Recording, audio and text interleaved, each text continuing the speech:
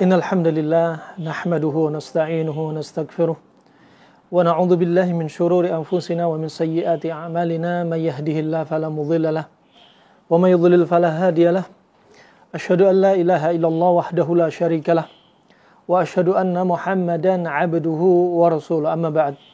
Alhamdulillah, ibu-ibu yang saya hormati, ya, yang kita ketemu walaupun hanya di dunia maya. Dan semoga pertemuan kita kali ini membawakan keberkahan melalui apa yang akan kita ulas dari qala Allah qala Rasulullah, juga ucapan para ulama radhiyallahu anhum ajma'in terkait dengan wasiat-wasiat ketika menghadapi musibah. Ya, insyaallah kita di penghujung musim pandemi biidznillah. Maka materi pada siang ini dengan tema self-healing di musim pandemi adalah materi yang sangat penting sekali. Kenapa?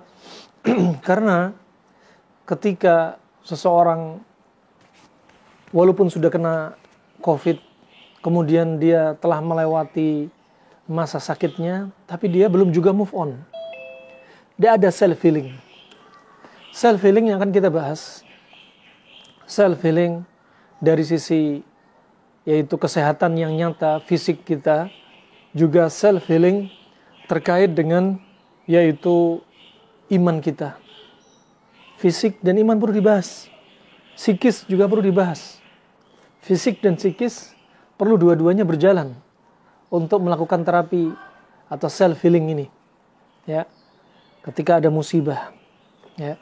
Bahkan bukan hanya self-healing sembarang self-healing, bisa jadi healing crisis, ya.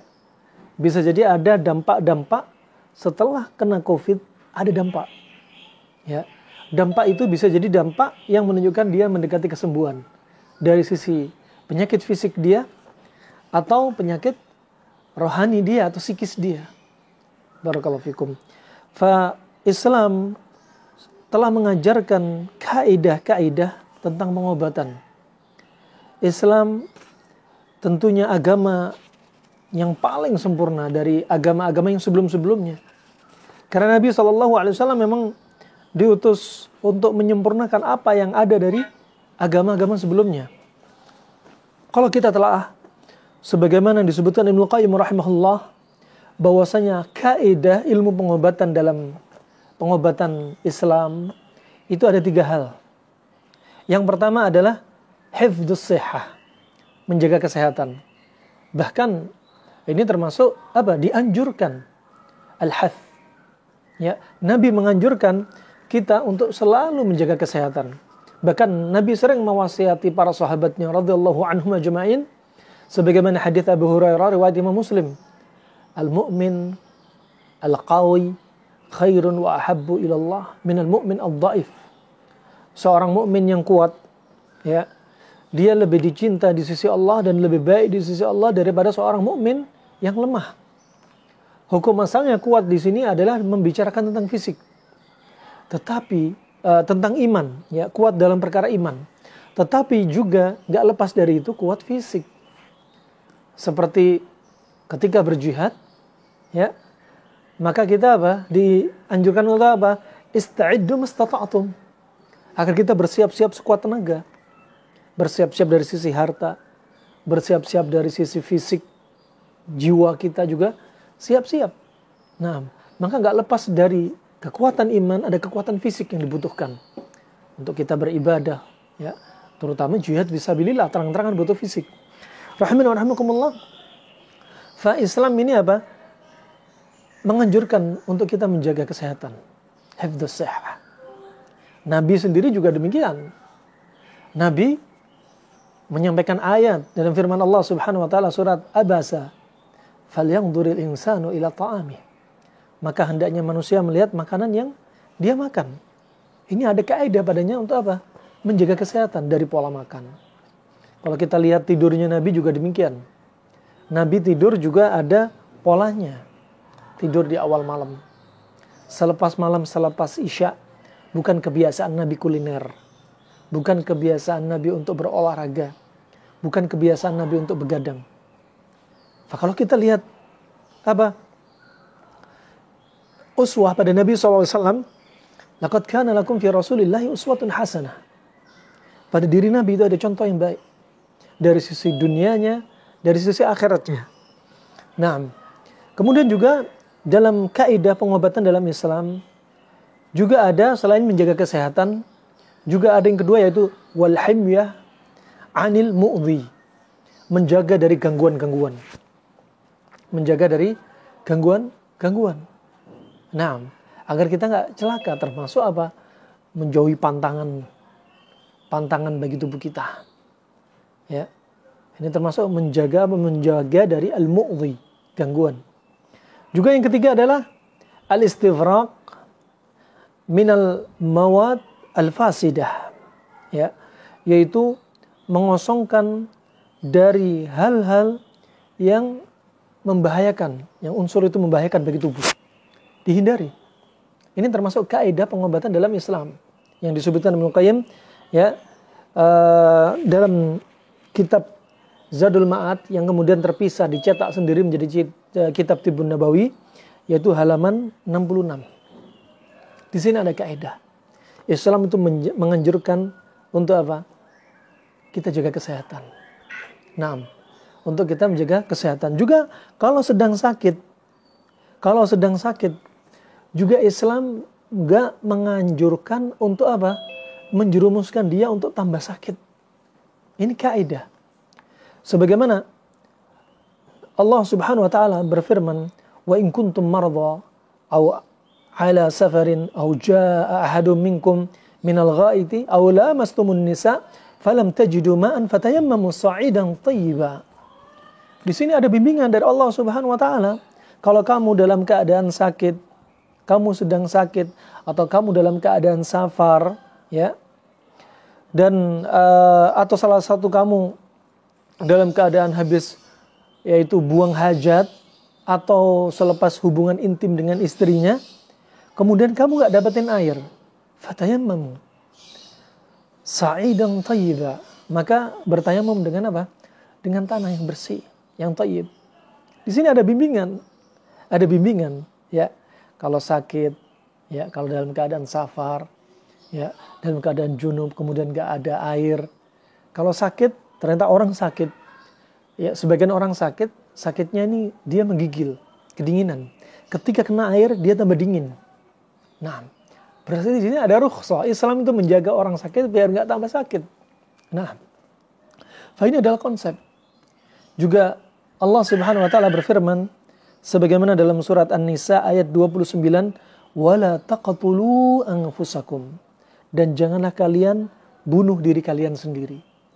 Di sini nggak boleh kita membahayakan diri sendiri, memudaratkan diri sendiri. Ini bimbingan sekali lagi. Orang yang sehat, gimana caranya menjaga kesehatan? Biar nggak mudah sakit, biar nggak sakit. Orang yang sakit, bagaimana caranya biar nggak tambah celaka, biar nggak tambah sakit, tapi cepat sembuh. Nah, rahimana wa rahimakumullah jami'an, fal Islam, ya, sekali lagi mengajarkan dengan bimbingan yang sempurna, ya, dengan bimbingan yang sempurna. Kemudian terkait dengan musim pandemi COVID ini, kita sering bahas bahwasanya COVID sebenarnya bukanlah wabah yang baru dalam Islam. Wabah yang sebenarnya hampir sama terjadi di tahun-tahun sebelumnya. Seperti tahun 230 Hijriah. Di beberapa negeri di Arab, dalam hitungan beberapa waktu meninggal 100.000 jiwa lebih. Ketika mereka terserang satu wabah, yang wabah ini menyerupai COVID di masa lalu. Seperti demam, batuk, pilek, susah bernafas, dan mereka meninggal dunia. Juga terulang 425 Hijriah. Ya, yang waktu itu di daerah atau di negeri Irak, di kota Baghdad, hanya satu kota ini mengalami satu wabah yang namanya khawanik. Wabah dinamakan khawanik karena orang yang kena batuk, pilek, dan susah nafas. Dan susah bernafas. Sehingga sampai menyebabkan mereka wafat dan meninggal dunia. Dalam waktu 1 bulan tercatat 90.000 jiwa yang meninggal. Nah, kemudian rahiman wa rahimakumullah, ya, wabah yang semacam ini artinya terjadi. Dan kita perlu healing. Ya, ini terapi healingnya gimana? Self healing kita untuk move on dari musim pandemi seperti ini. Nah, perlu kita bahas dari sisi fisiknya, dari sisi psikisnya. Ini perlu kita terapi. Pertama, dari sisi fisik. Seseorang yang terkena wabah COVID-19, khasnya mereka itu dengan gejala, ya, khasnya mereka dari gejala seperti muka sembab, mata sembab, batuk berdahak, sesak nafas, dan kemudian kalau Anda lihat pada lidah berwarna putih kepucatan. Nah, ini khas. Nah, ini menunjukkan bahwasannya orang yang terkena COVID, tubuh mereka rata-rata tubuhnya yang dingin lembab. Dan COVID ini, virus ini, kalau kita lihat tabiatnya, dia suka dengan tabiat yang dingin lembab. Ya, Allah ciptakan virus bermacam-macam. Ada virus hepatitis B yang diserang adalah liver dengan albuminnya. Ada polio yang diserang sel saraf tepinya. Kemudian ada HIV, AIDS, yang diserang adalah sel imun T, kekebalan tubuhnya. Kemudian ada kusta yang diserang juga sel saraf tepinya. Nah, dan kusta dan COVID penularannya adalah melewati yaitu droplet. Sedangkan hepatitis B dan HIV, ya, yang melalui proses penularannya adalah melalui darah. Karena virus yang melalui darah ini tidak bertahan di dunia luar. Berbeda dengan COVID yang mereka tahan dengan daerah yang lebih kasar, yaitu dunia luar. Sehingga penularannya lewat droplets. Nah, self healing yang perlu dilakukan, ya, bagi mereka yang fisiknya tubuhnya dingin lembab, ya, maka perlu dilakukan yaitu hal-hal untuk menghilangkan dingin lembab pada tubuhnya. Itu prinsip. Menghilangkan dingin lembab pada tubuhnya bisa dengan yaitu herbal. Karena dingin lembab pada tubuhnya dan COVID juga dingin lembab. Karena kalau tubuh dingin lembab, terutama hidung dingin lembab, COVID yang terbang di udara akan mencari media untuk dijadikan inangnya. Media untuk tinggalnya. Yaitu apa?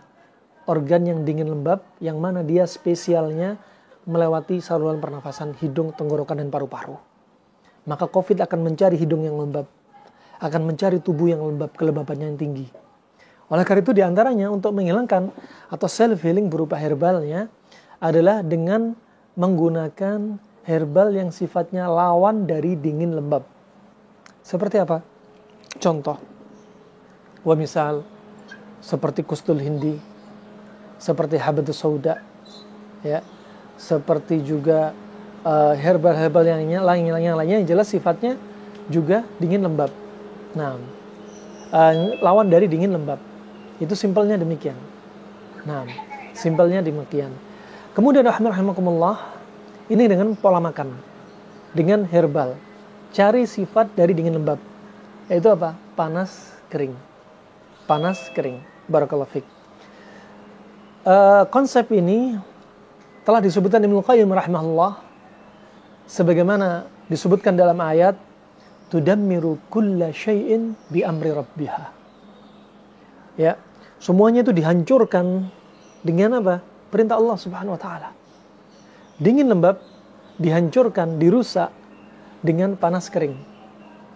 Di zaman Nabi SAW tidak pernah dibahas dengan istilah yaitu mudad hayawi atau dikenal dengan la ilaha illallah, dengan antibiotik. Juga tidak pula dikenal dengan virus, ya. Tapi mereka mengenalnya adalah sifat dari lawannya. Nah, sifat dari lawannya. Barakallahu fikum. Waalaikumsalam warahmatullahi wabarakatuh. Ya. Ya. Ya. Ya. Makasih ya. Waalaikumsalam warahmatullahi wabarakatuh. Nah, maka di zaman Nabi SAW nggak dikenal dengan virus, ya, nggak dikenal dengan bakteri dan jamur. Itu pun baru diketahui sejak kurun, yaitu ke-19. Pada kurun ke-19 atau abad 19.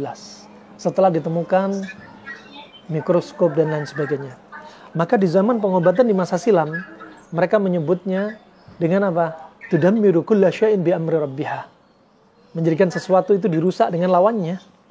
Nah, kalau zaman sekarang lawannya ada istilah antibiotik. Nah, kalau di zaman dahulu hanya lawan dari sifat satu penyakit atau gejala. Nah, barakallahu fiik. Juga firman Allah Subhanahu wa taala surat Yasin ayat 36, Subhanalladzi khalaqal azwaja kullaha. Maha suci Allah yang menjadikan segala sesuatu berpasang-pasangan. Nah, juga sabda Nabi SAW yang telah bersabda dari hadis riwayat Tirmidzi dari Aisyah radhiyallahu anha, ketika Nabi makan semangka dan kurma rutab, kurma basah, Nabi berkata, nadfa'u harra hadza bi bardi hadza wa burda hadza bi harri hadza. Kita hancurkan, kita rusakkan, kita netralkan panasnya kurma dengan dinginnya semangka dengan panasnya kurma. Di sini ada konsep berarti. Bagi self healing yang ingin melakukan self healing di musim-musim pandemi seperti ini, lakukan seperti ini. Dari sisi herbal, cari herbal yang sifatnya panas kering. Untuk memberantas COVID yang sifatnya dingin lembab. Itu konsep. Nah, konsep. Itu dari sisi makanan. Adapun dari sisi aktivitas, dengan apa? Dengan Anda berolahraga. Terkadang orang kena COVID bukan satu kali. Bahkan ada yang berulang 2 kali. Bahkan ada yang 3 kali. Sampai ada yang berbulan-bulan kena COVID nggak sembuh. Nah, padahal teorinya, menurut ilmu kedokteran modern, orang kena COVID, dia sudah kebal, ada plasma. Ya, otomatis dia membentuk kekebalan tubuh. Tapi kenyataannya enggak. Kenyataannya ada yang berulang-ulang. Kenapa demikian? Karena setelah dia sembuh dari COVID, setelah PCR dia negatif, tetapi apa? Tetapi pola makan dia tetap pola makan yang menyebabkan tubuh dia dingin lembab, maka saat itu akan terjadi kembali lagi. Dengan apa? Dengan COVID yang kedua, ketiga, atau keempatnya. Ini konsep. Makanan itu adalah konsep. Ya, konsep tatkala tubuh kita dingin lembab, cari pasangannya, lawannya. Kemudian yang kedua yaitu dengan aktivitas, bisa dengan berupa olahraga. Ya, bisa dengan olahraga. Walaupun Anda sudah sembuh dari COVID, self healing berikutnya adalah dengan olahraga. Nah, karena olahraga ini untuk membakar kelembapan dalam tubuh kita. Kapan itu? Ketika Anda sedang sehat, Anda olahraga. Ketika Anda sudah negatif, PCR sudah negatif, ya, Anda sedang masa rehabilitasi, Anda juga olahraga, tapi apa? Pelan-pelan olahraganya. Sesuai dengan kondisi paru-paru Anda yang baru sembuh. Nah, ini penting. Nah, kenapa? Untuk menghilangkan sisa kelembapan dalam tubuh kita. Biar nggak ada COVID yang berulang masuk ke dalam tubuh kita. Itu penting olahraga. Tetapi, ya, kedokteran klasik menyebutkan, kalau Anda sudah kena wabah, sudah positif, virus sudah berada di dalam tubuh Anda, katakan demikian, maka jangan olahraga. Kenapa? Pertama, virus akan semakin beredar ke seluruh tubuh melalui peredaran darah. Kedua, saturasi oksigen Anda akan semakin turun. Ini membahayakan. Kalau sudah positif, justru jangan olahraga. Nah, ini dari aktivitas. Yang ketiga, terkait dengan fisik pula, ada self healing yang perlu Anda lakukan, yaitu dengan cara Anda berpuasa. Dengan cara Anda berpuasa. Nah, makanya Nabi SAW mengingatkan sebenarnya, ya, dalam sabda beliau yang diriwayatkan oleh Imam Tirmidzi dan dihasankan oleh Syekh Albani rahimahullah taala, kata Nabi SAW, la tukrihu mardakum bi ta'am wa syarab, fa inna Allah tabaraka wa ta'ala yut'imuhum wa yusqihim. Jangan paksa orang yang sakit untuk makan dan minum, karena Allah lah yang memberi makan dan minum. Nah, apa maksud dari hadis ini? Pertama, kalau ada orang sedang kena COVID, jangan dipaksa makan dan minum. Dia nggak nafsu makan, lidahnya sudah pahit. Nafsu makan udah berkurang. Kadang juga demam. Dan ini adalah reaksi dari tubuh yang Allah jadikan bagi tubuh kita itu sebagai benteng. Nah, jangan makan. Kenapa nggak makan? Agar apa? Agar tubuh kita yang sudah dingin lembab, ya, tubuh kita yang sudah dingin lembab, apa? Kemudian dikeluarin, dingin lembab dibuang. Dingin lembab tadi dibuang, dibersihkan.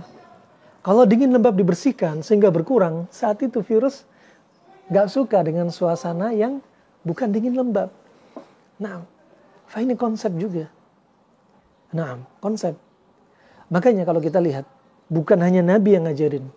Kalau orang sakit jangan dipaksa makan untuk minum. Karena Allah lah yang memberi makan dan minum. Kata para ulama, bagaimana caranya Allah memberi makan dan minum? Caranya yaitu dengan meningkatkan, kata para ulama, sel darah putih itu dinaikkan. Ketika apa? Dia nggak makan dan minum. Ketika dia mengosongkan perutnya dari makanan dan minuman, saat itu terjadi reaksi autofagi. Yaitu sel darah putih meningkat, sel-sel yang tua dibuang, diganti sel yang muda, ya. Kemudian unsur-unsur yang merugikan di tubuh dibuang, diekskresi.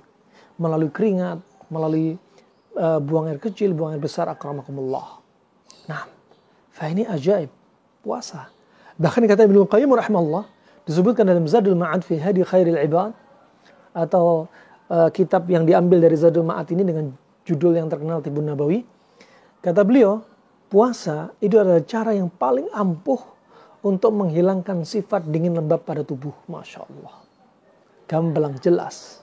Nah, hewan aja kalau sedang sakit, mereka berpuasa. Hewan ketika sedang sakit, mereka berpuasa. Anjing, kucing, ya, ular, burung, ayam. Mereka kalau sakit, mereka nggak mau makan. Walaupun Anda hidangkan dengan menu makanan yang paling mereka sukai, nggak akan mau makan. Kenapa? Itu cara mereka yang Allah jadikan bagi tubuh manusia, bagi makhluk hidup juga. Nah, hewan-hewan aja sekalian juga demikian. Ya, hewan kalau sakit, kucing kalau sakit, pilek, dia nggak minum CTM. Ya, kalau demam nggak minum paracetamol. Kalau pusing, nggak minum asam mefenamat, penurun nyeri. Kalau diare, nggak ada dia minum-minum kayak obat-obat pencegah diare atau menghentikan diare. Enggak. Mereka berpuasa. Nah, karena itu adalah kekebalan untuk menciptakan kekebalan tubuh mereka. Demikian pula manusia. Nah, ajibnya demikian. Ya, ajaib. Makanya Allah sebutkan dalam surat At-Tin, laqad khalaqnal insana fi ahsani taqwim. Dan sungguh Allah telah menciptakan manusia dengan sesempurna-sempurna ciptaan. Kata para ulama ahli tafsir, disebutkan yaitu sesempurna-sempurna anatomi dan fisiologi. Nah, anatomi dan fisiologi kita sudah diciptakan sempurna oleh Allah Subhanahu wa taala ketika sakit seperti apa. Nah, barakallahu fikum. Kemudian self healing yang berikutnya terkait dengan fisik kita. Ketika ada orang sudah kena COVID, juga saat itu sebenarnya terjadi satu proses di dalam tubuh kita. Tubuh kita mengeluarkan sel darah putih untuk melawan. Dan kalau ada infeksi, seringnya terjadi pengentalan di dalam darah. Pengentalan di dalam darah. Makanya ketika terjadi pengentalan darah, yang sering terjadi pada orang COVID, apa yang terjadi?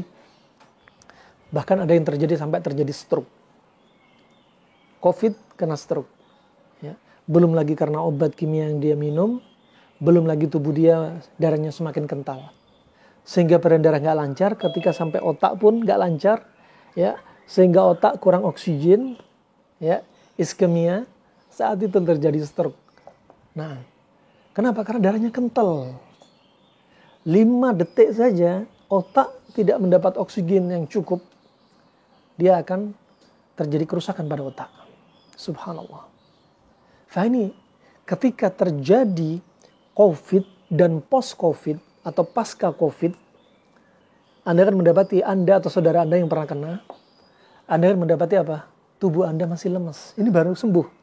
kok tubuh saya lemes ya, nafas masih sengal ya, seperti ada dahak yang masih lengket. Nah, itu betul. Nah, saat itu sebenarnya dahak sudah mulai mengering, bahkan lebih lengket daripada lem. Ya. Kemudian darah sangat kental. Saat itu, dua hal ini, darah yang kental dan dahak yang mulai semakin mengeras, mengering, saat itu perlu untuk diencerin. Ya. Walaupun Anda tanpa beli obat di apotek, masih ada herbal untuk pengencer darah, pengencer dahak. Disebut oleh kedokteran klasik dengan nama resep sakanjabin, yaitu minuman yang manis dicampur dengan yang masam.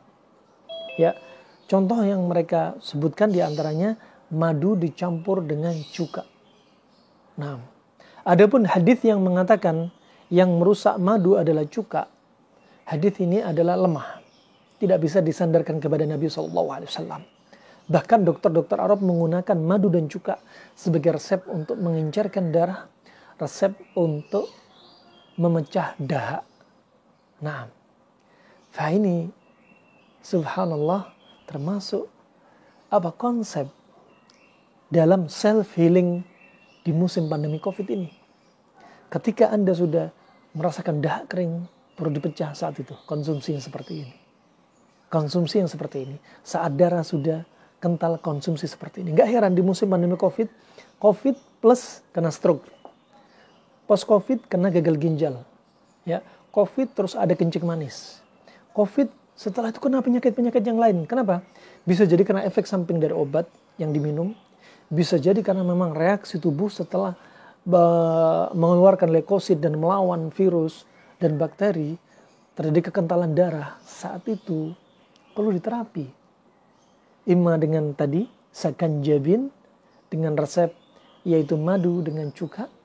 Nah, atau yang berikutnya, terapi berikutnya bisa dengan satu ini atau dua ini, yaitu dengan bekam. Ya, bekam sangat cocok bagi orang yang sudah atau sedang terkena COVID, sedang atau pasca COVID. Ya, karena mereka mengalami pengentalan dalam darah. Ya, perlu dibekam. Yang dibekam seperti titik di bawah leher, kemudian di atas dada, ya, kemudian di PX, di ulu hati, ya, kemudian di kahil, kemudian di katifen, kemudian di punggung. Wah, ini penting untuk ngeluarin darah. Nah, barakallahu fiik.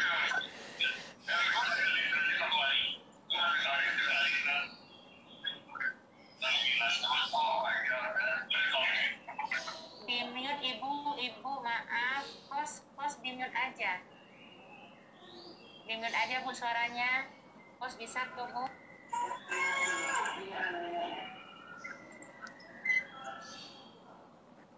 Taib. Ini cara untuk menghilangkan kekentalan dalam darah, diantaranya bisa dengan berbekam. Ya. Bekam ini termasuk dalam terapi Tibun Nabawi. Karena melalui hadis yang sahih sampai kepada Nabi SAW. Ya, ketika Nabi sedang Isra dan Mi'raj, ya, ke langit bersama malaikat Jibril, Nabi tidaklah melewati para malaikat kecuali para malaikat menasihati Nabi agar mengobati umatnya dengan berbekam. Dan bekam ini bukan muncul pertama di zaman Nabi, sebelum Nabi sudah ada. Bahkan di Cina 2500 tahun sebelumnya juga sudah ada bekam. Nah, tetapi Nabi di sini memantapkan ini juga terapi Islam, Tibun Nabawi. Dan subhanallah, dengan diletakkan kop, ya, untuk mengisap darah, jaringan-jaringan pada titik-titik tertentu seperti di bawah cekungan leher, ya, untuk menghilangkan sesaknya itu sangat, masya Allah, sangat ampuh sekali. Nah, yang masih sengal juga sangat ampuh di atas dadanya, ya, kemudian di ulu hatinya, kemudian di kahil satu, kemudian di katifen, di punggung, itu sangat manfaat sekali. Nah, sangat manfaat sekali, barakallahu fikum. Dan darah yang keluar melalui darah bekam, sebagaimana diteliti oleh teman-teman yang sibuk di bidang laborat, ya, dan biomedik, bahwasanya, ya, darah bekam yang keluar itu hanyalah darah kotor saja, nggak ada darah merah, nggak ada sel darah putih. Kenapa? Karena darah yang dikeluarkan adalah pembuluh darah kapiler.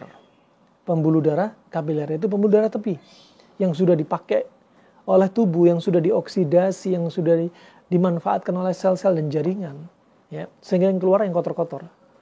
Darah yang bersih tadi mengeluarkan leukosit, ya, kemudian membunuh kuman-kuman di sekitarnya, kemudian dikeluarin ganti darah yang bersih berikutnya. Saat itu dia sebagai obat, nutrisi.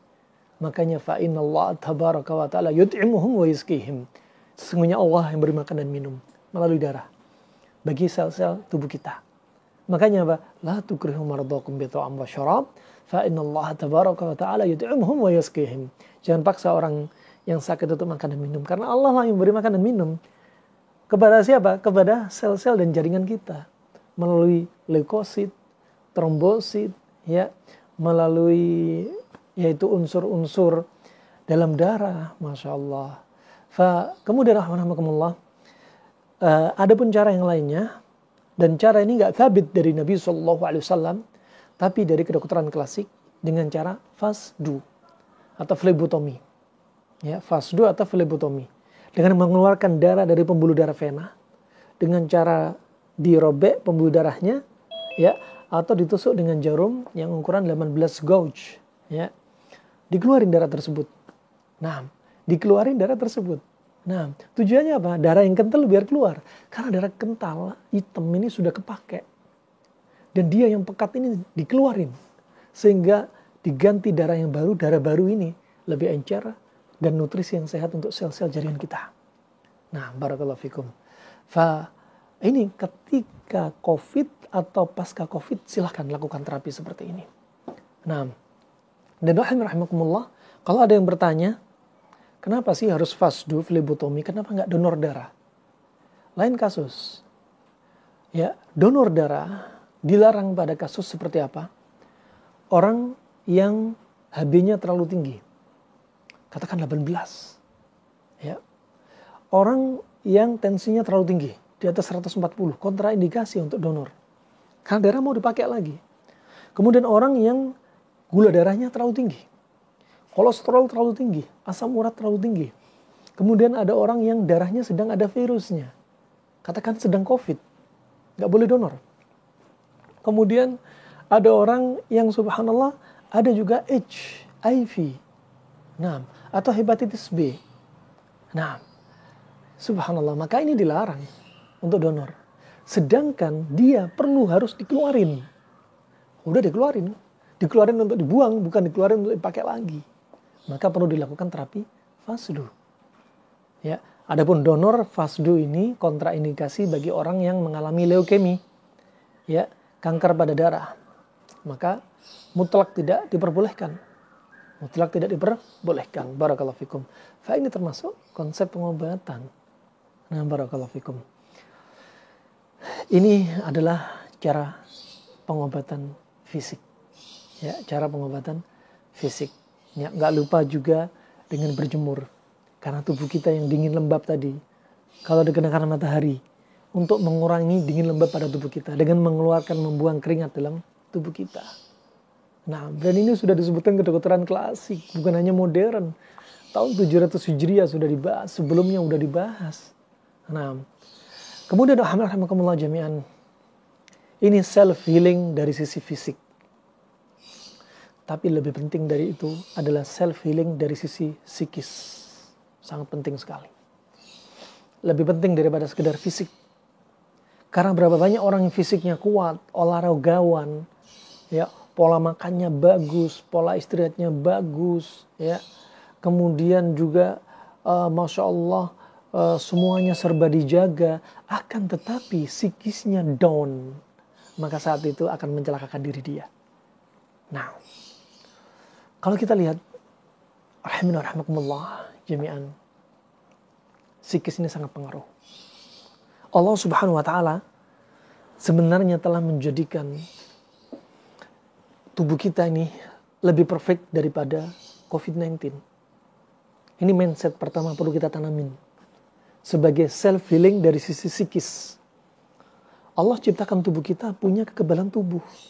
Allah ciptakan tubuh kita punya mata, punya telinga, punya hidung, punya jantung, ya, punya ginjal sebagai pemanas, pemetik ya, api untuk memanaskan jantung.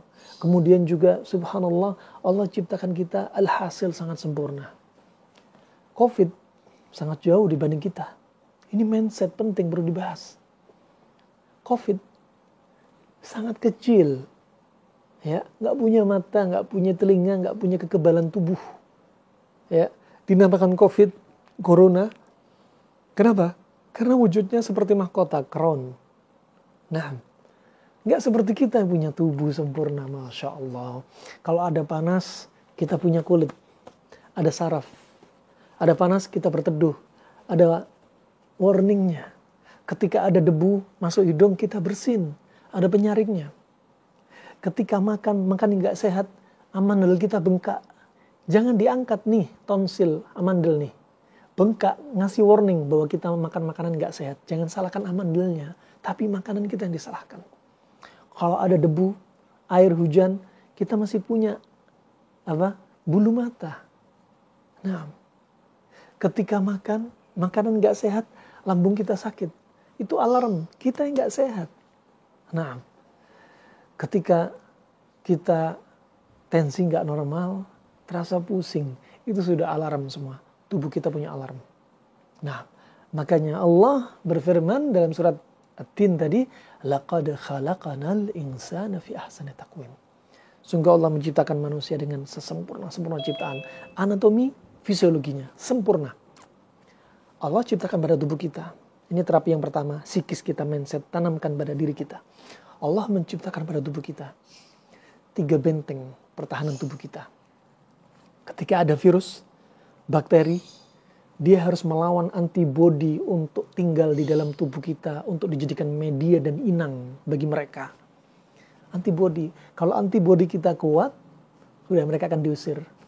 Kalau antibodi kita lemah, akan melalui benteng yang kedua, garda yang kedua, yaitu sitotoksin.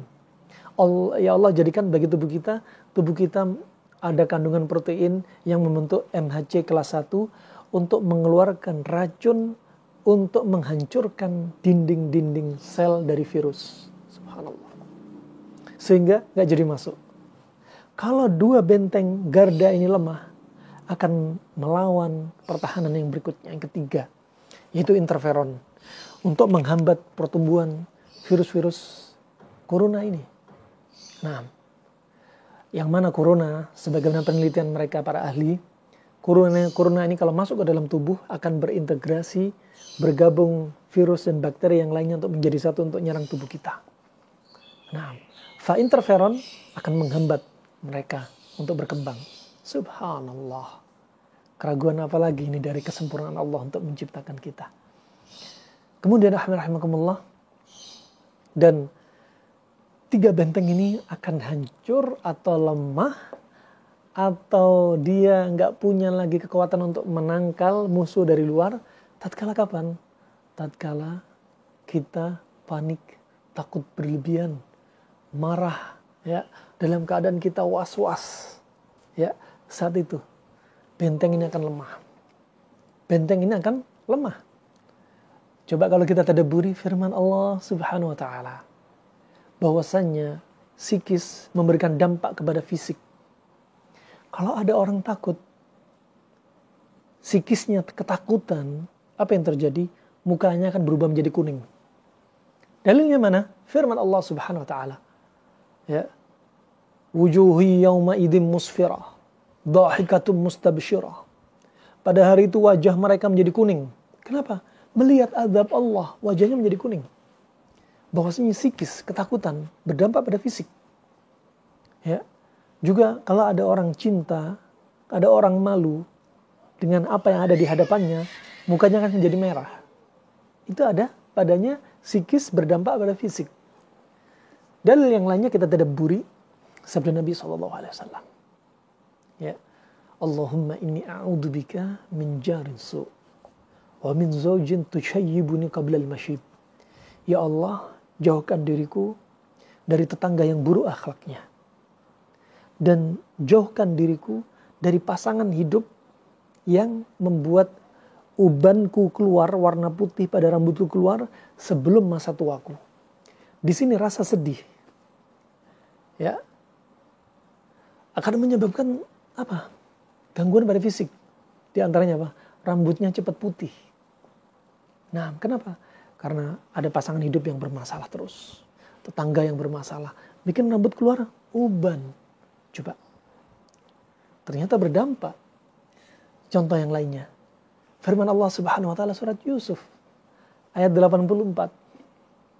Ya.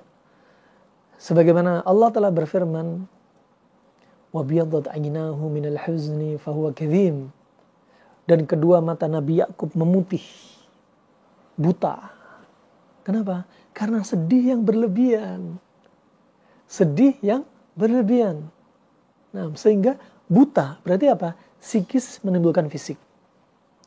Psikis menimbulkan kasus fisik. Orang yang sedih bisa membutakan mata. Disebutkan para ahli kedokteran dari Mesir, orang yang sedih menyebabkan adrenalin meningkat.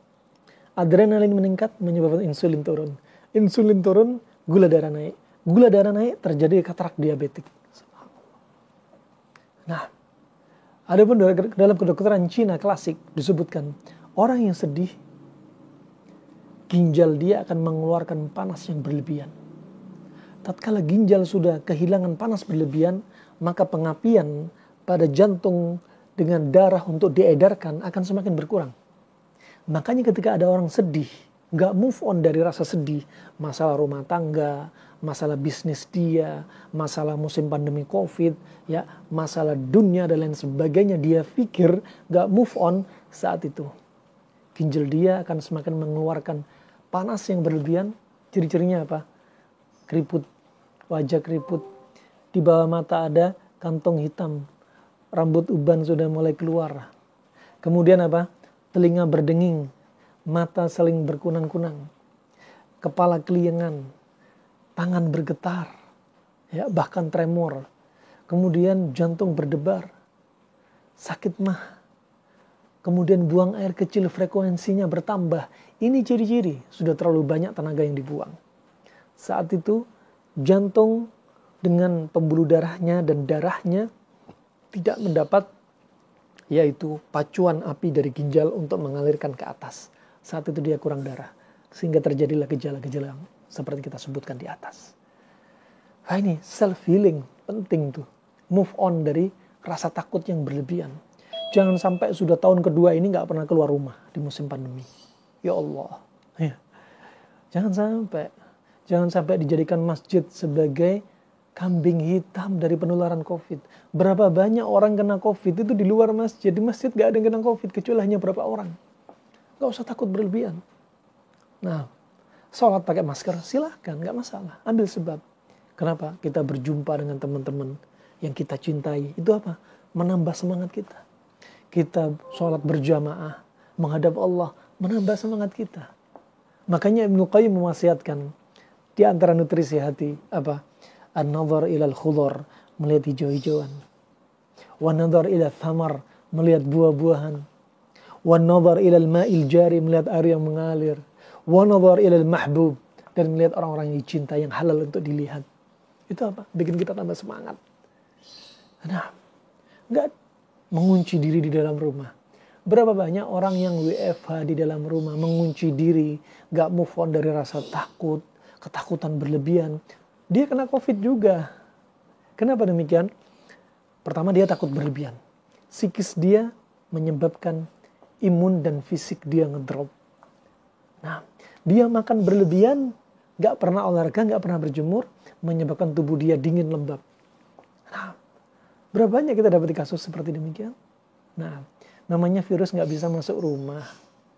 Gak perlu virus itu mengetok pintu.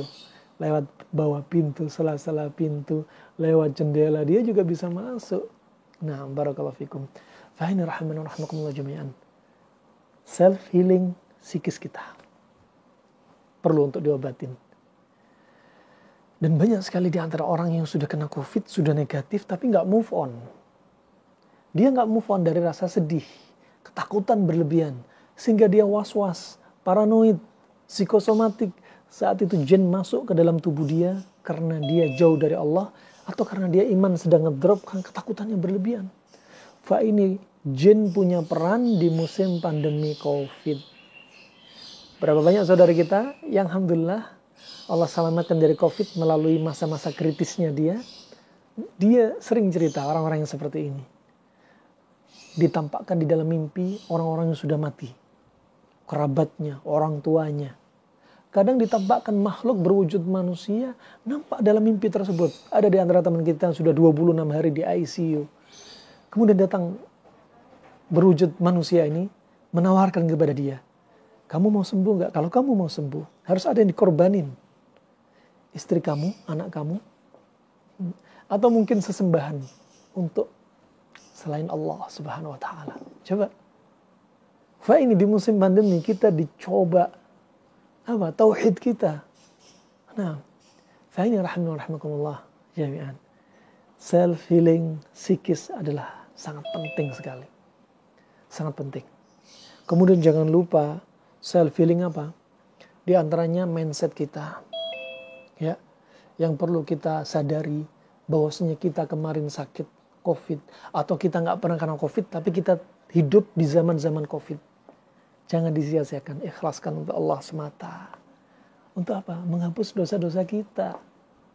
Nabi telah bersabda, "Ma yazalu al-bala bil mu'min wal mu'minah fi nafsi wa malihi wa waladihi hatta yalqallaha wa ma alaihi khati'ah." Senantiasa Allah berikan musibah kepada seorang mukmin mukminah, pada dirinya, pada anaknya, pada hartanya. Ya, Allah berikan rasa takut kepada kita. Ya, pada anak kita Allah jadikan musibah. Ya, kemudian pada harta kita juga demikian. Di musim pandemi kita ketakutan. Di musim pandemi mungkin pendapatan kita juga berkurang. Ada yang demikian. Sampai kapan seperti ini? Sampai kita berjumpa dengan Allah Subhanahu wa taala, sehingga apa? Dosa-dosa kita dihapuskan oleh Allah Subhanahu wa taala di musim seperti ini, atau kita sakit seperti ini. Sampai apa? Kita menghadap Allah, wa ma alaihi khati'ah. Sampai kita nggak ada dosa di hadapan Allah, atau sedikit dosa di hadapan Allah Subhanahu wa taala. Itu. Setelah pandemi selesai, ya alhamdulillah sekarang Jabodetabek Masya Allah rate-nya sangat turun drastis. Alhamdulillah. Tapi ingat, musibah kan terus Allah jadikan cobaan bagi kita. Setelah pandemi akan ada musibah yang lain. Dan itu adalah tanda-tanda kecintaan Allah kepada hambanya. Ya, sebagaimana Nabi bersabda, "Innallaha idza habba qauman ibtalahum, faman radiya falahu ridha wa man sakhata falahu sukht." Ya, kata Nabi SAW, ya, Allah kalau mencintai suatu kaum, Allah akan beri cobaan kepada mereka. Kalau mereka ridha dengan cobaan Allah, Allah ridha. Kalau mereka marah dengan cobaan Allah, Allah juga marah kepada mereka. Nggak ada solusi di musim pandemi kecuali kita ridha, kita sabar. Nah, barakallahu fikum. Itu mindset kita, self healing. Ini untuk menghapus dosa kita. Sebagaimana hadis Aisyah, riwayat Imam Bukhari, wa anna Allah ja'alahu rahmatan lil mu'minin. Dan Allah jadikan wabah itu rahmat bagi orang mukmin. Rahmat untuk apa? Menghapus dosa-dosa kita. Nah, barakallahu fikum. Ditawarkan pahalanya seperti pahala orang yang jihad, mati syahid fisabilillah. Subhanallah. Demikian rahmani wa rahimakumullah jami'an. Self healing psikis. Nah, kemudian self healing yang berikutnya, ini yang penting juga. Tingkatkan zikir. Nah, tingkatkan zikir karena musibah Allah itu silih berganti. Nah, zikir di antara untuk menolak bala, seperti zikir pagi petang yang Anda baca, kita baca. Bismillahirrahmanirrahim, la yadhurru ma'asmihi syai' fil ardi wala fis sama' wa huwas sami'ul alim. 3 kali pagi, 3 kali petang. Keluar rumah baca doa bismillah tawakkaltu 'ala Allah wa la haula wa la quwata illa billah. Atau juga zikir Allahumma inni a'udzubika minal barasi wal jununi, ya, wal judami wa sayyi'il asqami. Nah, atau zikir alhamdulillahilladzi afani mimma ibtalaka bih wa faddalani ala katsir mimman khalaqa tafdhila. Barang siapa baca doa ini, kata Rasulullah, Allah akan jaga dia seperti musibah yang telah dia lihat agar tidak menimpa dia bagaimanapun kondisinya selama dia masih hidup. Nah, ini yang Rasulullah sampaikan. Ya. Kalau kita melihat orang berbuat maksiat, baca doa ini. lihat orang kecelakaan, baca doa ini. Lihat orang kena wabah, COVID, baca doa ini. Lihat orang cacat, baca doa ini. Biar kita nggak cacat seperti dia. Nasallahu afiyah, kita dan keluarga kita. Penting. Rahman rahmakumullah jami'an. Kemudian rahmatullah yang berikutnya, self healing dari sisi psikis, iman, maknawi, tingkatkan tawakal kita kepada Allah Subhanahu wa taala. Ya. Di musim pandemi kami sering wasiatkan, sering dengerin kajian tauhid dan akidah. Itu penting. Anda lihat di musim pandemi, di beberapa daerah yang sedang viral Anda lihat di dunia maya, adapun kami melihat dengan mata kepala kami sendiri. Kami lihat di jalan-jalan sebagian orang memasang boneka di depan rumahnya di jalan-jalan. Alasannya apa? Untuk menolak bala. Bala berupa virus COVID. Ini kesyirikan kepada Allah Subhanahu wa taala. Belum lagi saudara-saudara kita dengan kebodohannya, kejahilannya dari akidah dan tauhid, ya, mereka mencela Allah Subhanahu wa taala, mencela musim pandemi. Mencela musim pandemi berarti mencela Allah. Makanya Nabi telah bersabda sebagaimana Allah berkata, ya, disebutkan Nabi dalam hadits qudsi ini, yu'dini ibnu Adam yasubbu ad-dahr wa ana ad-dahr uqallibul lail wan nahar. Telah menyakiti aku anak Adam, kata Allah Subhanahu wa taala.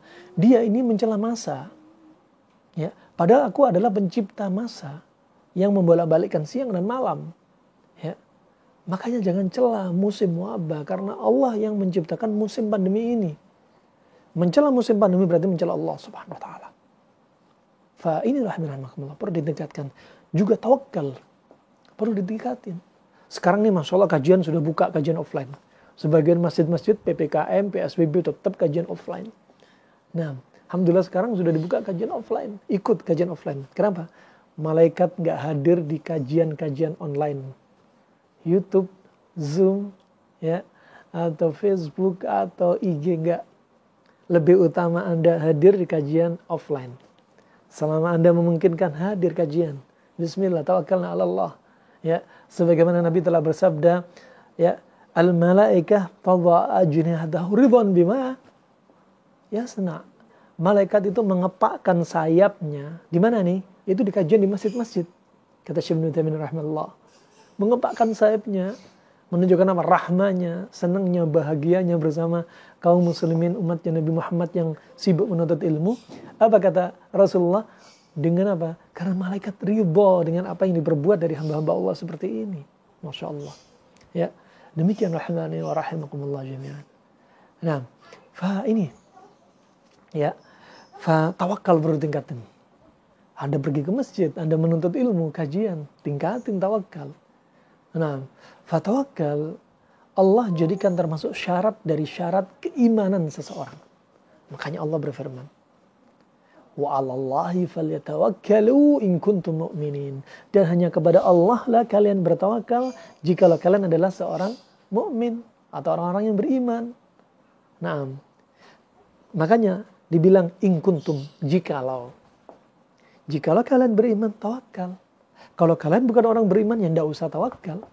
Nah, Allah juga berfirman, wa tawakkal 'alal hayyil ladzi la yamut. Dan bertawakallah kepada Allah yang kekal, maha hidup, gak pernah mati selamanya. Tawakal kepada Allah. Jangan tawakal kepada dokter. Jangan tawakal kepada masker. Jangan tawakal kepada vaksin. Jangan tawakal kepada kustul hindi. Jangan tawakal kepada habatus sauda. Jangan tawakal kepada minyak kayu putih. Jangan tawakal kepada kloroquine. Jangan tawakal kepada albendazol, obat-obat cacing. Jangan tawakal kepada susu-susu beruang atau apa itu. Tawakal sama Allah Subhanahu wa taala. Hati kita sandarin sama Allah Subhanahu wa taala. Adapun yang disebutin tadi itu hanya sebab perantara. Anda berobat dokter hanya perantara. Menggunakan herbal hanya perantara. Ya. Maka hati kita mutlak sama Allah Subhanahu wa taala. Itu pun hanya perantara. Perantara itu adalah merupakan wujud dari tawakal kita. Nah, Ibnu Qayyim menyebutkan ba'dun nas qawiyya ba'dun nas qawwa tawakkulahum wa imanahum.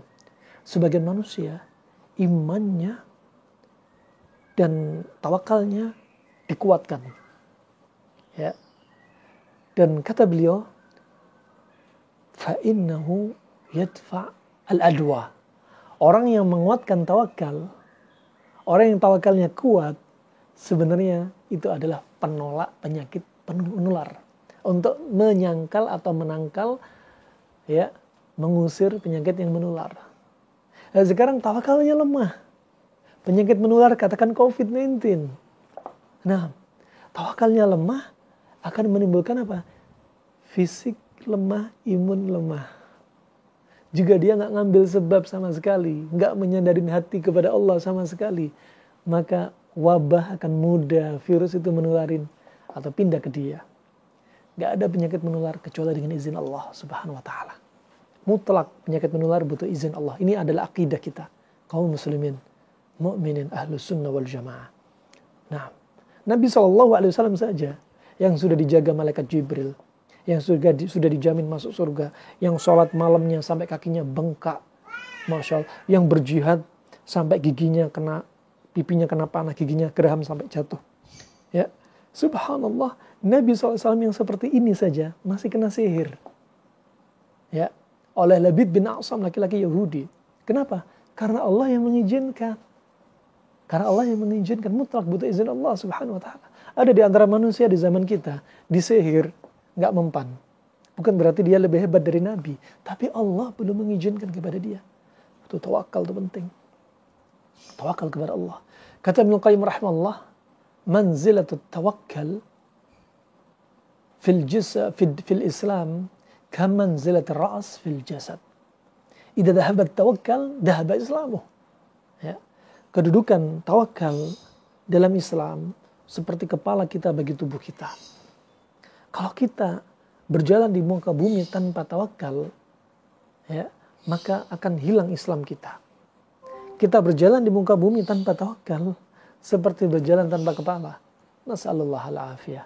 Fa ini self healing, udah move on. Nah, move on dari rasa sedih dan takut yang berlebihan. Tawakal sama Allah Subhanahu wa Ta'ala. Kemudian apa? Istighfar. Banyakin istighfar, taubat. Allah turunkan wabah ini, self healing yang perlu dipikirin itu karena dosa kita. Jangan dipikirin ini makarnya orang Amerika, ini makarnya orang kafir, ini adalah perbuatan sebagian orang yang makan daging kelelawar, ini adalah bikinan. Udah nggak usah dipikir. Apapun itu sebabnya, yang jelas Allah menghendaki kita hidup di musim pandemi. Kenapa? Karena dosa kita atau saudara-saudara kita. Makanya Allah berfirman, wa ma asabakum min musibatin fabima kasabat aydikum. Ya, tidaklah kalian musibah menimpa kalian kecuali apa? Ya karena dosa-dosa kalian. Nah, kata Allah Subhanahu wa Ta'ala. Dan kata Al-Hafidz Ibnu Hajar, wabah itu Allah turunkan kapan? Lintisyari zina wa fasyu al-fawahish. Karena banyaknya perbuatan zina dan apa? Maksiat yang sudah merajalela. Riba merajalela. Orang pacaran merajalela. Zina sudah terang-terangan. Nabi sudah bersabda, idza dhahara al-fahisha, kalau zina sudah dilakukan terang-terangan, tidaklah melainkan Allah akan turunkan wabah taun. Nah, sudah jelas. Nah, maka dari itu berarti self healing berikutnya apa? Banyak istighfar dan taubat dan amar ma'ruf wa nahyu anil munkar. Kalau ada anak-anak kita yang tidak benar pendidikannya, ya, menyimpang agamanya, berbuat maksiat, jangan diem. Tetangga kita yang melakukan, jangan diem. Orang di hadapan kita, jangan diem. Sampaikan amar ma'ruf wa nahyu anil munkar. Biar kita nggak ada musibah. Kenapa? Karena perbuatan maksiat mereka, ya, itu berdampak kepada kita. Kalau ada orang berbuat maksiat, oh yang berbuat maksiat itu saya, kok kamu bingung? Iya, saya bingung. Karena maksiat kamu ini akan menyebabkan Allah marah, juga marah kepada kita. Makanya Nabi bersabda, dari hadis Abu Bakar As-Siddiq riwayat Abu Daud, "Ma min qaumin ya'malu fihim al-ma'asi wa yastati'una an yughayyiru wa yastati'una an yughayyiru wa lam yughayyiru illa ayyushiku minhum bil iqab." Barang siapa ada suatu kaum berbuat maksiat, kemudian yang lainnya diem, gak amar ma'ruf wa nahyi anil munkar, maka Allah akan ratakan dengan apa? Iqab, balasan. Allah ratakan artinya apa? Gak pilih-pilih. Laki, wanita, anak kecil, orang dewasa, muslimnya, kafirnya, orang taatnya, orang maksiatnya, diratain sama Allah. Kenapa?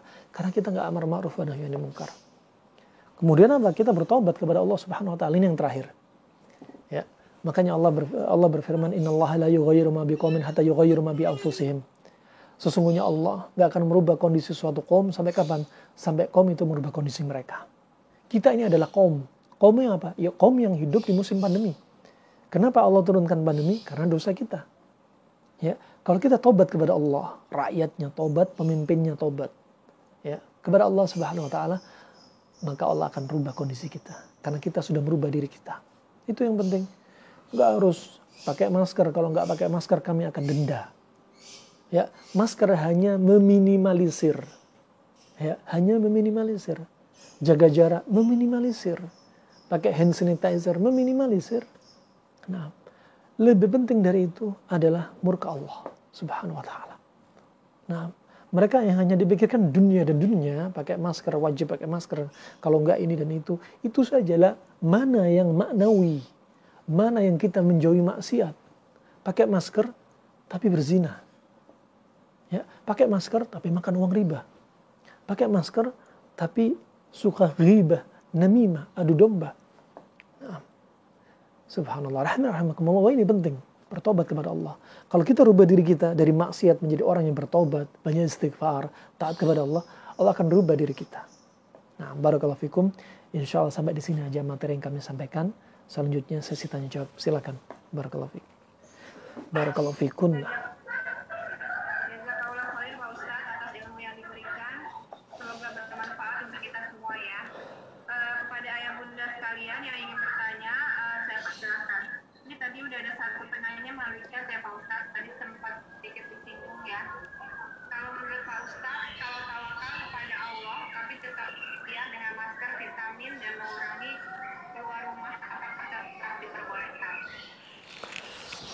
Nah, perlu difahami ibu-ibu, bapak-bapak, tawakal itu punya 3 syarat.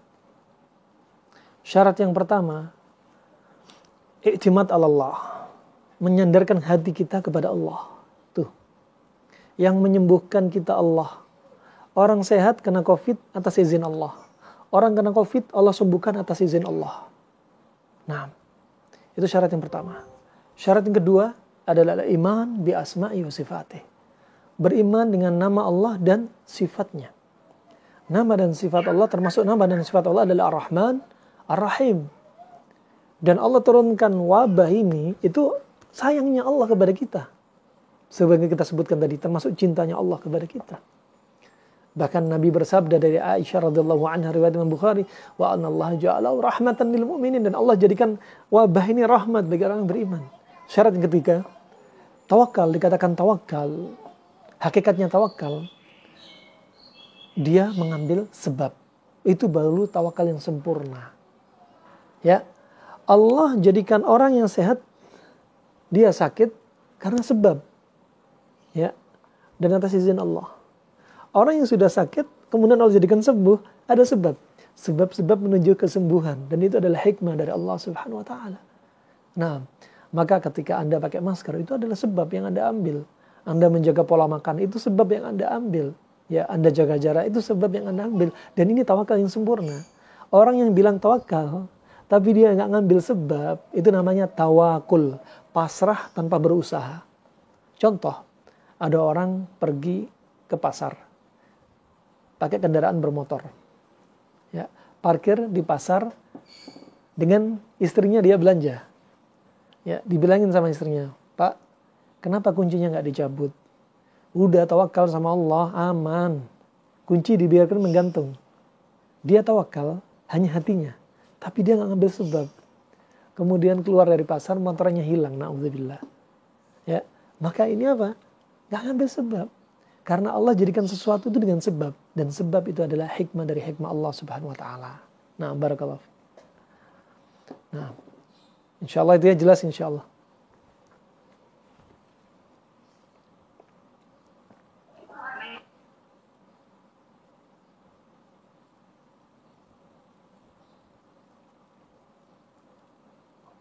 Untuk gagal ginjal atau ada masalah dengan ginjal, itu obatnya kira-kira apa Pak Ustadz? Apakah dengan mengurangi rasa takut saja cukup? Gagal ginjal kasusnya lain ya. Gagal ginjal banyak masalah. Bisa sebab karena makanan ya, dan itu mayoritasnya. Gagal ginjal karena apa? Makanan. Ya. Bisa juga karena merupakan efek samping dari salah satu penyakit. Contohnya pada COVID, kemudian kena gagal ginjal.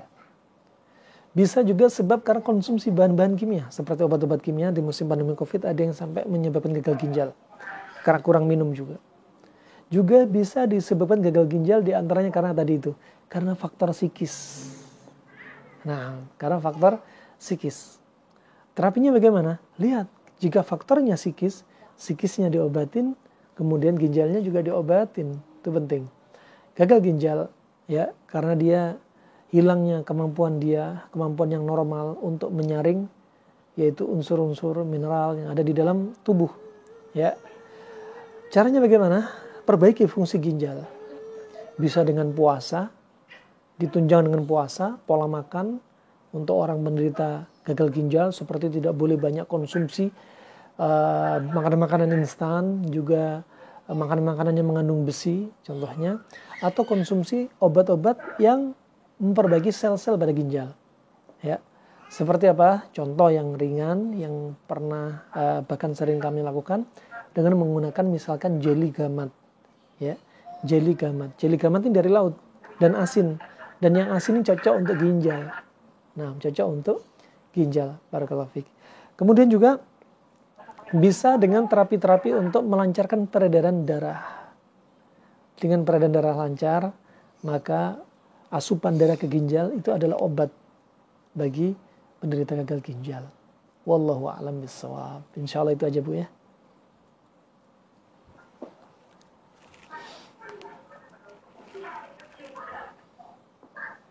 Baik, terima kasih Pak Ustadz. Ayah Bunda tadi yang bertanya apakah sudah cukup puas atau ingin bicara langsung dengan Pak Ustadz?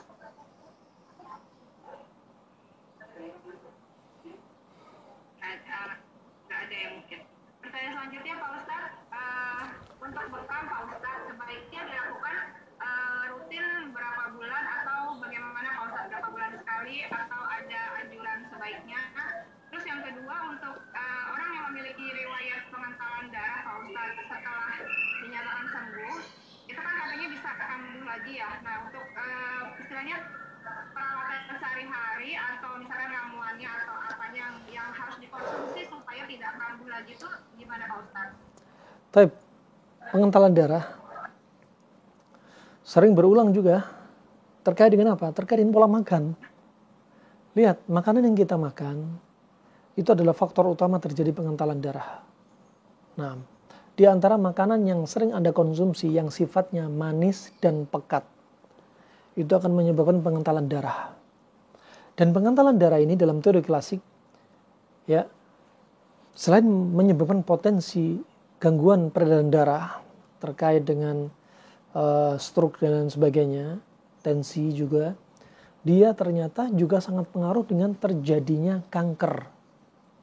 Penyebabnya kanker sangat banyak. Di antaranya yang sering terjadi karena pengentalan darah. Dengan terjadinya pengentalan darah, menyebabkan pembuluh darah tersumbat. Saat tersumbat, di tempat sumbatan itulah, ya, sebagian sel-sel akan terjadi apa? Overdosis atau over darah. Kelebihan darah. Ketika dia kelebihan darah, saat itu sel-sel kelebihan nutrisi darah. Saat itulah sel-sel membengkak. Dia jadi tumor, kemudian jadi kanker kalau mengganas. Di situ. Berarti konsepnya apa? Bebaskan peredaran darah. Dengan apa? Konsumsi makan makanan yang tidak mengentalkan darah. Seperti apa? Anda kurangi makan makanan yang manis pekat. Jangan terlalu banyak makan nasi. Makan minuman instan, sirup-sirupan. Itu penting. Nah, karena kalau darah pekat, itu tadi menyebabkan masalah, ya, pada aliran darah plus bisa kanker. Nah, jika ternyata makanan Anda mengandung trigliserid, ya, menyebabkan trigliserid dalam tubuh, apa yang ditimbulin? Yang ditimbulkan adalah pembuluh darah menjadi kaku dan keras. Jikalau LDL dalam darah Anda tinggi karena makanan Anda makan, apa yang terjadi? Pembuluh darah ini yang tadinya besar akan ditinggali oleh plak-plak yang nempel di pinggir sehingga jadi sempit. Bayangin kalau trigliserid tinggi, LDL tinggi, sudah keras dan sempit. Ini sangat potensi sekali terjadi penyumbatan dalam darah. Nah, nas'alullah al-afiyah. Maka kalau ada orang pengentalan darah post-COVID atau sedang COVID pengentalan darah, konsumsi tadi untuk ngencerin darah. Seperti apa? Sakanjabin. Cuka dengan cuka apel, katakan cuka apel dengan katakan madu. 1 sendok campur dengan air hangat, dicangkir, kemudian diminum. Kalau Anda sakit mah, minum 1 jam setelah makan. Kalau lambung Anda aman, minum ketika perut kosong. Ini contoh saja. Makanya apa? Jadikan makanan Anda sebagai obat. Nah, kalau nggak ingin darah kental lagi, ya jaga pola makan. Jaga pola makan seperti apa? Nggak cukup di kajian ini, di lain kesempatan insya Allah. Nah. Baik. Terima kasih Pak Ustadz. Tadi yang bekam gimana Pak Ustadz? Sebaiknya rutinnya berapa ini sekali? Baik. Pada bekam dan fasdu ini termasuk pengobatan yang lebih ekstrim daripada bekam. Karena dia langsung pembuluh darah. Dan yang dibuang adalah partikel-partikel darah, ya, apa yang ada di dalam darah lebih banyak terbuang daripada sekedar bekam, ya. Dan perlu kita pahami bahwasanya usianya darah 120 hari. Kalau mau bekam rutin, katakan bekam ketika 4 bulan sekali, sesuai dengan umurnya darah. Tetapi kalau sedang dibutuhkan, misalkan kolesterol tinggi, asam urat tinggi, dan perlu dibekam, kapanpun saja boleh dibekam ketika dibutuhkan. Fasdu juga demikian. Ya, untuk menggantikan darah, pakai pengganti darah. Seperti apa contohnya? Anda banyak konsumsi jantung pisang untuk tambah darah, konsumsi buah naga, konsumsi liver sapi atau liver hewan, ya, konsumsi bayam merah atau bayam yang biasanya untuk menambah darah, konsumsi kurma. Semakin hitam kurma, maka kandungan besinya semakin tinggi. Semakin hitam madu, maka kandungan besinya semakin tinggi. Apalagi kalau Anda konsumsi kurma, kemudian diiringi dengan vitamin C seperti jeruk, katakan jeruk nipis. Ini juga dinamakan sakanjabin. Menggabungkan makanan untuk menjadikan minuman manis dengan masam itu namanya sakanjabin. Seperti tadi cuka dengan madu. Ini kurma dengan jeruk, ya. Dan subhanallah, kurma ini mengandung Fe yang tinggi. Dia akan menghasilkan Hb. Ya, hemoglobin dalam darah akan naik. Dan akan naik hemoglobin ini menjadi cepat. Fe dirubah menjadi Hb ketika menggunakan katalisator yaitu vitamin C berupa jeruk nipis. Masya Allah. Nah, maka tidak mengapa ketika Anda dibutuhkan, kapan saja dibutuhkan. Mau bekam, mau fasdu silahkan. Tapi apa? Anda harus ingat, harus ada penggantinya. Harus ada penggantinya. Nah, insya Allah itu aja insya Allah.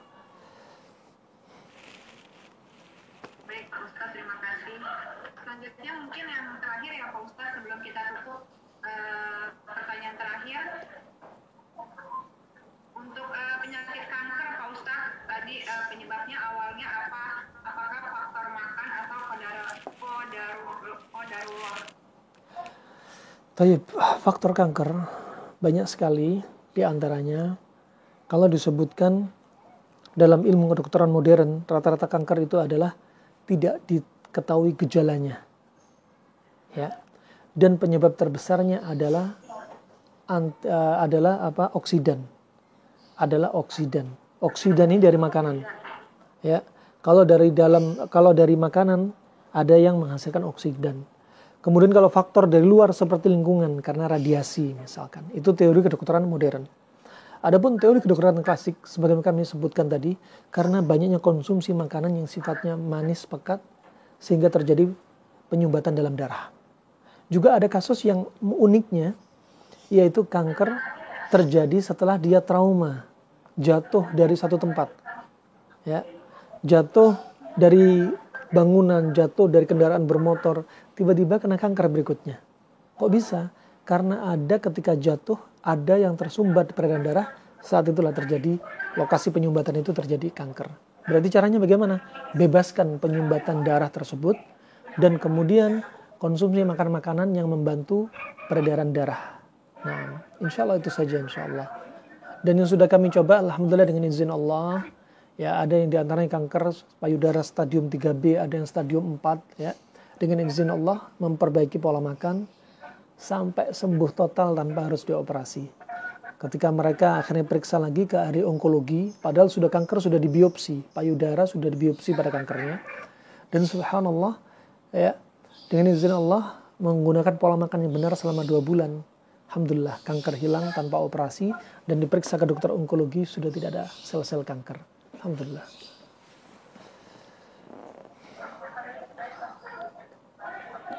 Baik, alhamdulillah Pak Ustaz. Baik ayah bunda sekalian, karena waktu sudah di penghujung, untuk sesi pertanyaan kami tutup ya. Selanjutnya sebelum tutup kajian ini, Pak Ustaz mohon dibantu untuk doa penutupnya. Baik, alhamdulillah. Bapak, ibu-ibu yang saya muliakan, yang semoga Allah jaga kita selalu, Allah berikan taufik kepada kita dan istiqomahan. Ya, semoga Allah sembuhkan saudara-saudara kita yang sakit, COVID-nya atau bukan COVID. Semoga Allah segera angkat wabah ini. Semoga Allah gantikan kita dengan sesuatu yang lebih baik di musim wabah ini, dengan ganti berupa pahala ataupun ganti dari apa-apa yang di dunia ini. Dan semoga Allah jadikan negeri kita negeri yang aman, ya. Allah jadikan kita aman di negeri kita sendiri. Allah berikan taufik kepada pemimpin kita. Allahumma rfa'anna al-bala wal waba al-corona. Allahumma rfa'anna al-fitan ma dhahara minha wa ma batan. Allahumma shfina Allahumma shfina Allahumma shfi mardana wa mardal muslimin. Allahumma hfad biladana. Allahumma ja'alna aminin. Allahumma waffiq wulata umurina. Allahumma waffiq wulata umurina wahdihim wa syattid maqra aduwik ya rabbal alamin. Amin ya rabbal alamin. Itu saja yang bisa kami sampaikan. Semoga bermanfaat untuk Islam wal muslimin. Semoga menjadi amal jariah bagi saya dan Anda semua, ya, dan semoga menjadi ilmu yang berkah dan sebagai pembimbing kita untuk kita lepas sebagai terapi self healing kita di musim pandemi ini. Barakallahu fiik. Kita tutup saja dengan doa kafaratul majelis dan saya minta undur diri, minta izin. Subhanakallahumma wa bihamdik asyhadu an la ilaha illa anta astaghfiruka wa atubu ilaik. Wassalamualaikum warahmatullahi wabarakatuh.